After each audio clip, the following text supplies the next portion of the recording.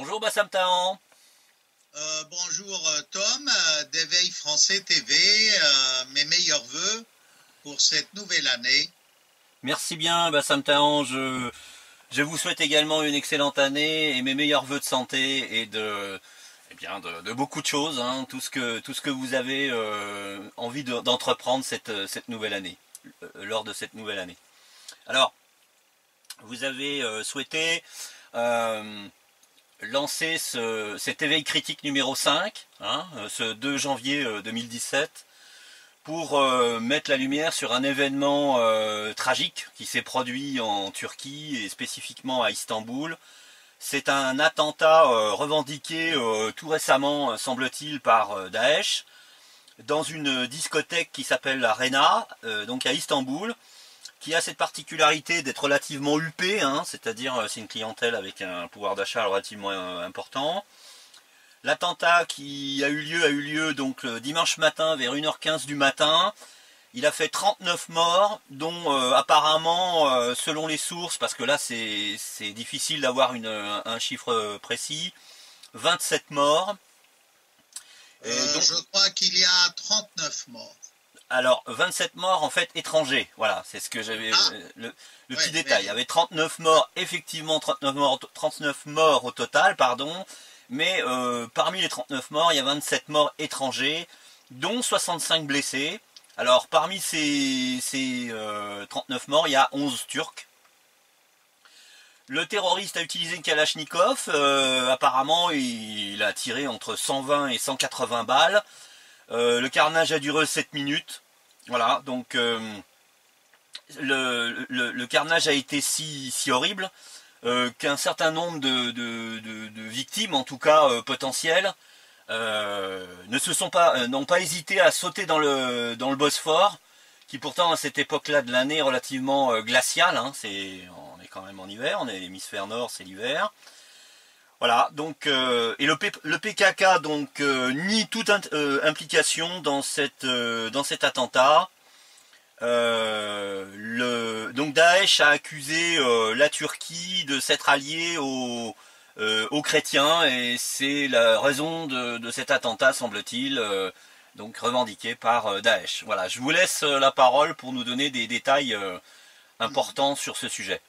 Vous voyez, cet attentat ne m'étonne pas, parce que la Turquie, si je puis dire, va connaître d'autres attentats. Elle a connu des attentats, et c'est essentiellement la faute d'Erdogan d'avoir prêté main forte à tous les groupes islamistes pendant 5 ans, cette guerre de Syrie, en laissant passer Daesh, Al-Nusra, d'autres groupuscules islamistes du monde entier, et également d'avoir aidé tous les services secrets occidentaux à déstabiliser la Syrie et à chercher à renverser Assad. Mais il y a un point très important que j'aimerais soulever et qui relie cet attentat d'Istanbul à ceux qu'on a connus en France ou ailleurs, c'est-à-dire le Bataclan ou d'autres salles de spectacle, discothèques, vous vous souvenez, à Bali déjà.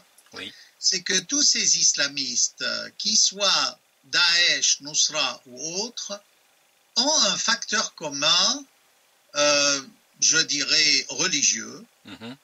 C'est que tous ces groupes obéissent à la jurisprudence des Hanbalites. Ah oui, je vois ce que vous voulez dire. Les Hanbalites, c'est la 4e école la plus dure du droit de la charia musulmane. Et dans cette école Hanbalite, il y a également une position extrémiste ou d'extrémiste. C'est celle qui consiste à condamner le chant se référant au Coran.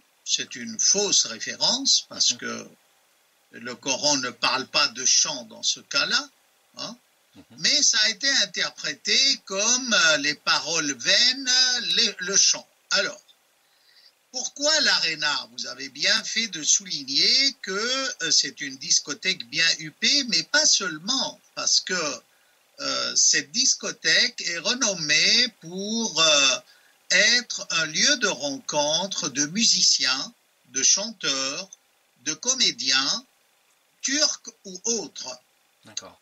Donc, en situant cet attentat dans cette optique religieuse hanbalite, on comprend pourquoi ça a été une discothèque qui est attaquée, Oui.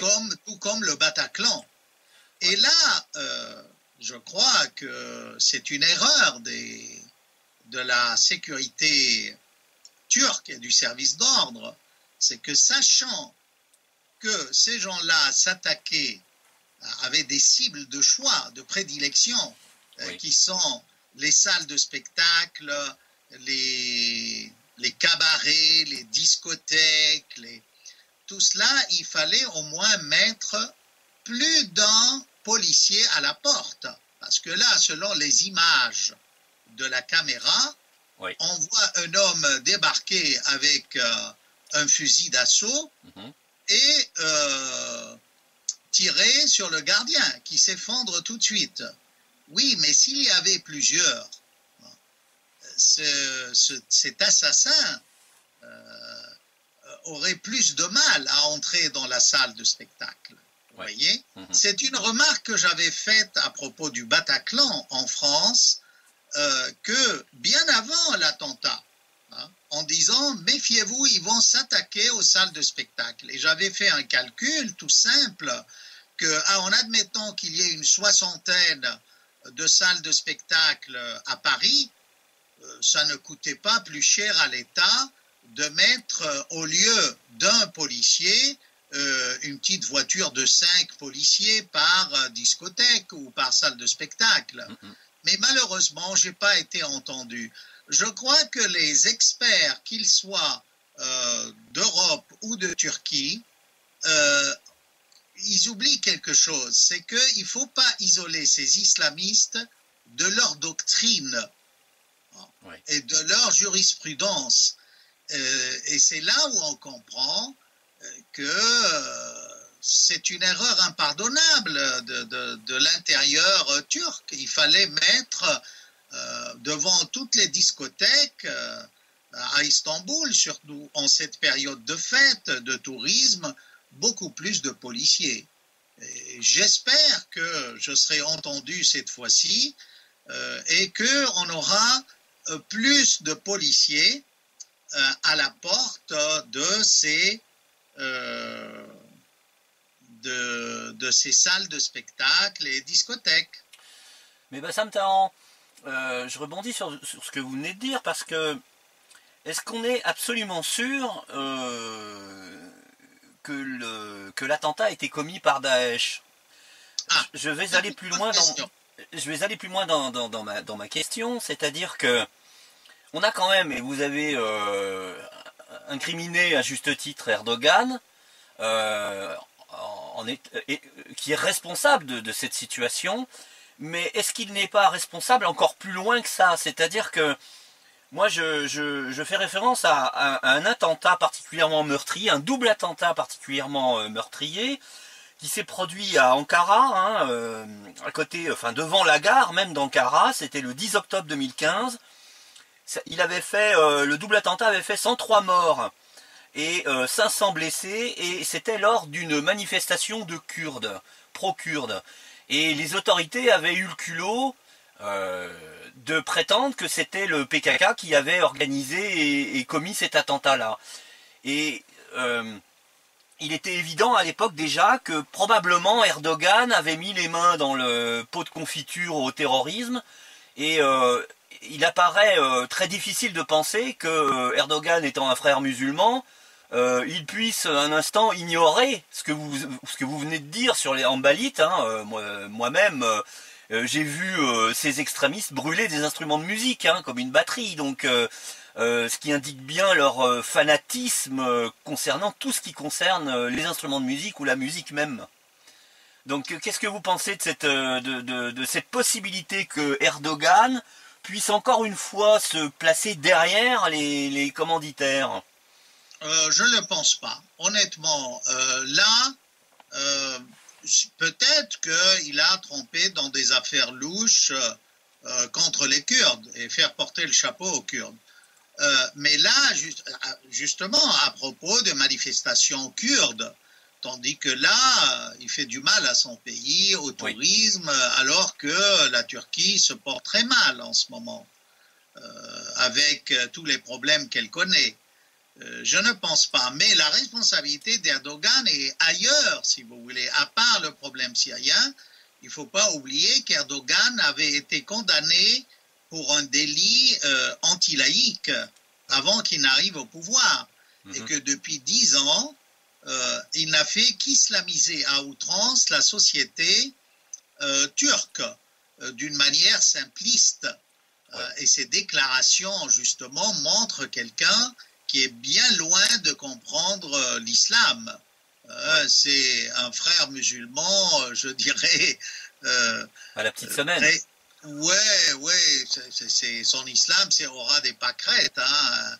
Toutes ces déclarations font rire tout le monde concernant la femme, l'islam en général, vous voyez. Ça, c'est un point. Le second point, c'est que en licenciant, en renvoyant et en arrêtant plus de 90 000 fonctionnaires et autres de l'intérieur, de la police, de l'armée, des services secrets, des juges, de la justice, des hommes d'affaires, tout cela, c'est surtout après le coup d'État raté, on a affaire à un recrutement à la va-vite. Et moi, je n'exclus pas que celui qui a commis cet attentat soit peut-être une recrue de la police, tout simplement, comme l'autre policier qui avait abattu l'ambassadeur russe. Donc, pourquoi Daesh a traîné à reconnaître, c'est que sans doute celui qui a commis l'attentat ne faisait pas partie de Daesh. C'est suite à l'attentat qu'il y a eu sans doute contact entre Daesh et l'assassin pour revendiquer l'attentat, ce qui n'est pas exclu du tout. C'est-à-dire qu'aujourd'hui, voyez-vous, selon mes analyses, évidemment, il y a le danger de ces 100 000 djihadistes qui se trouvent toujours en Syrie, et c'est un vrai problème. Où les renvoyer, hein? Et c'est là, permettez-moi de rigoler un peu, les choses tragiques parfois font rire, c'est que comment l'Occident est intervenu pour évacuer ces djihadistes d'Alep-Est. C'est-à-dire, on intervient pour évacuer des Mohamed Merah, les deux frères là, et ainsi de suite. Mais enfin, c'est de la folie. On vit dans un monde absurde. Mais je reviens. Le danger donc n'est pas simplement des islamistes qui se trouvent en Syrie et qui sont susceptibles de quitter la Syrie pour aller dans le monde entier, mais la société musulmane turque elle-même a tellement été islamisée et encouragée par le parti l'AKP d'Erdogan à, si vous voulez, adopter un islam extrémiste. Par exemple, combien de voix à l'intérieur, au sein de son parti, se sont élevés pour réclamer l'interdiction de la vente de vin et d'alcool en Turquie, alors que c'est un pays touristique qui vit beaucoup du tourisme. Donc, moi je pense qu'avec la poursuite, la chasse aux sorcières de tous les musulmans sunnites qui suivent Fethullah Gülen, qui est aux États-Unis, on arrive maintenant à un noyau dur d'islamistes en Turquie et qui passe à l'acte. C'est-à-dire, Erdogan lui-même se trouve dépassé par les gens qu'il a promus, à qui il a donné de nouveaux postes, de nouvelles fonctions, après cette épuration, cette purge de tous ces services secrets, de l'intérieur et ainsi de suite. Et ça ne m'étonne pas que celui qui ait commis l'attentat ne soit pas quelqu'un qui vienne de Syrie, mais qui appartient à un groupe extrémiste de la Turquie, qui soit vraiment turc, tout comme le policier, comme j'ai dit tout à l'heure, qui a assassiné l'ambassadeur russe. Justement. C'est un vrai danger maintenant, la Turquie, parce que Erdogan commence à perdre le contrôle de son pays. Et il a raison de dire que c'est celui qui a commis cet attentat, c'est pour créer le chaos. Mais on n'est pas loin du chaos, parce qu'il n'a pas su négocier avec les Kurdes. Ses attitudes vis-à-vis les Alévis turcs sont condamnables également, hein, en licenciant des Alévis qui étaient haut placés à l'armée ou à l'intérieur. Vous ajoutez à cela toute sa politique qui a changé, sa politique de soutien aux islamistes en Syrie, ça fait beaucoup. La livre turque qui n'arrête pas de chuter, parce qu'il s'est mêlé de ce qui ne le regardait pas et où il n'était pas compétent, en exigeant des banques des mesures qui étaient antifinancières. Les investissements étrangers fuient, il y a de moins en moins. Donc là, cet attentat, si vous voulez, est un indice avant-coureur d'une grande crise en Turquie. Alors j'avais dit que peut-être aussi ces malentendus avec l'Occident et l'OTAN vont peut-être pousser l'Occident à le renverser. Mais à mon avis, la raison valable pour qu'il tombe, Erdogan, c'est la crise sociétale turque. Parce que les Turcs, pendant 10 ans, c'est vrai qu'ils ont connu un bien-être économique à cause des sanctions contre l'Iran, à cause de toutes ses relations avec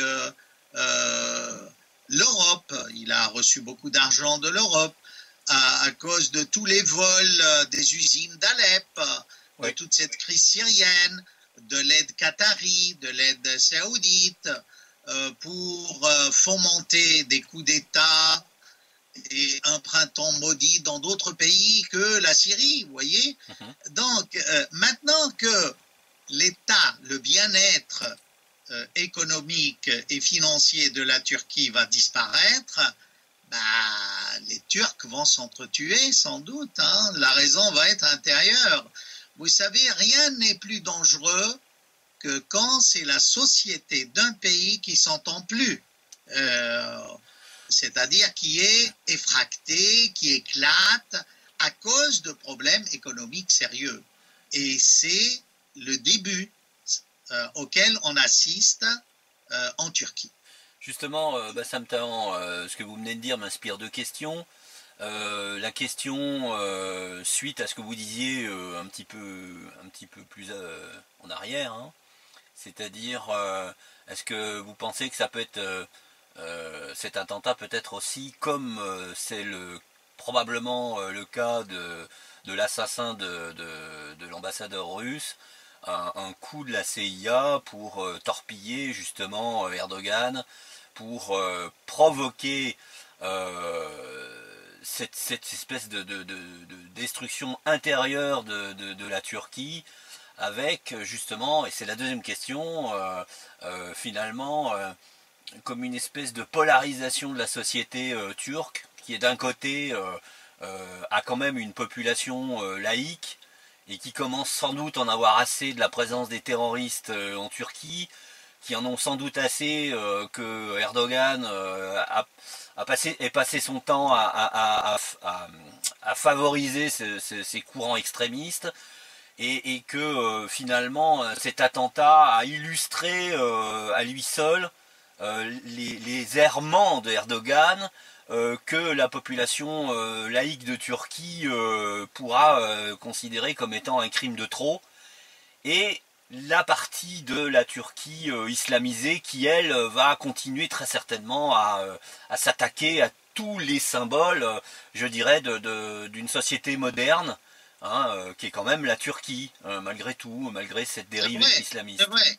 Ce que dans votre question, enfin, il y a du vrai là-dedans. Ce qui la justifie, c'est que le revirement d'Erdogan, qui est membre de l'OTAN, oui, vers la Russie et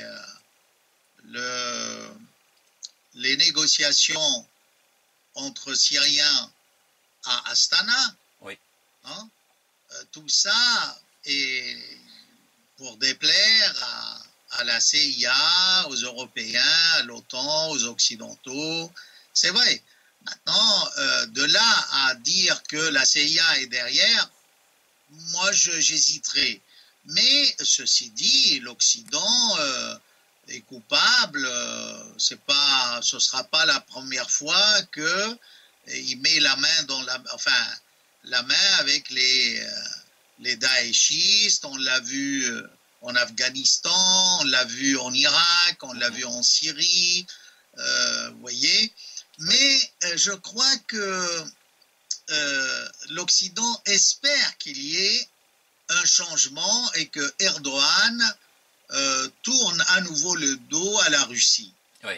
Mais je veux dire, il y a d'autres forces intérieures en Turquie qui sont capables de commettre des attentats sans qu'il y ait intervention directe de la CIA. Certes, hein. certes. C'est ça qui est plus grave, c'est que maintenant, la Turquie, si vous voulez, c'est comme un gros chaudron où c'est compliqué.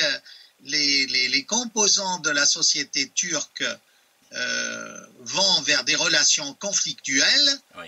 Et c'est le plus dangereux pour un pays, beaucoup plus que l'intervention étrangère, parce que si la société est cohérente, elle peut résister à l'intervention étrangère. C'est le cas de la Syrie. Ce n'est plus le cas de la Turquie. La Turquie est très divisée, elle est très éclatée. Et cela, moi, je l'avais plus ou moins prévu dans mes interventions avant.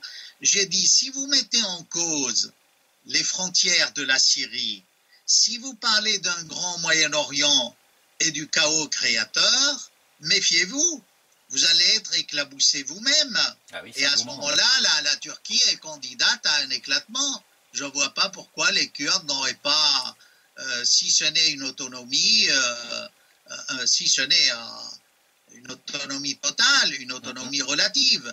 Il en est de même de la province, n'est-ce pas, d'Alexandrette et d'Iskenderun, qui était rattachée à la Syrie, de tout le ruban frontalier entre la Syrie et la Turquie, qui appartenait à la Syrie. Et là, n'oubliez pas, hein, l'Arménie occidentale, à l'est du lac de Van, parce que dans le traité de Sèvres, encore une fois, et là on peut discuter pendant des heures, moi je ne pense pas que le traité de Sèvres soit si caduc que ça, comme certains veulent nous le faire croire, c'est pas vrai, hein, parce que si vous dites que le traité de Sèvres est caduc, les frontières du Moyen-Orient ne sont plus légitimes et légales. Oui. Et là on oublie souvent le problème arménien. C'est que les Turcs n'ont toujours pas reconnu les génocides arméniens. L'Arménie occidentale, la terre, j'entends, qui se trouve en Turquie, est occupée par un transfert de population kurde et autres, mais tout cela peut appeler à un éclatement à nouveau de la Turquie. Parce que qui vous dit qu'il n'y aurait pas un jour des Arméniens qui vont passer à une guérilla pour revendiquer leur pays qui se trouve actuellement en Turquie. Hein. N'oubliez pas que la Turquie, enfin les Ottomans et la Turquie moderne, même laïque, a massacré et a détruit quelque chose comme 1000 villes et villages et hameaux et églises en Arménie occidentale, vous voyez. Et ça, c'est encore à ajouter au dossier si complexe des composantes de la société turque et de leurs problématiques. Oui. Voilà, je crois, pour finir, si vous voulez, cette histoire d'attentat qui est malheureux, hein, moi je crois que c'est pas fini. On aura d'autres attentats et Erdogan ne pourra pas les déjouer. La Turquie étant un pays assez grand géographiquement, il ne pourra pas toujours faire porter le chapeau aux Kurdes, parce que chaque fois qu'il y a un attentat, il montre du doigt les Kurdes qui souvent n'y sont pour rien. Et puis, ce que je condamne, c'est le silence occidental vis-à-vis de la persécution des Kurdes, que ce soit en Syrie, que ce soit en Irak, que ce soit en Turquie. Ce bombardement massif de villages, soi-disant. Non, je crois que Erdogan a fait 100 ans. Ben oui, il y a la démocratie, il a été réélu. Maintenant, il faut que le peuple turc bouge. Hein. Ouais.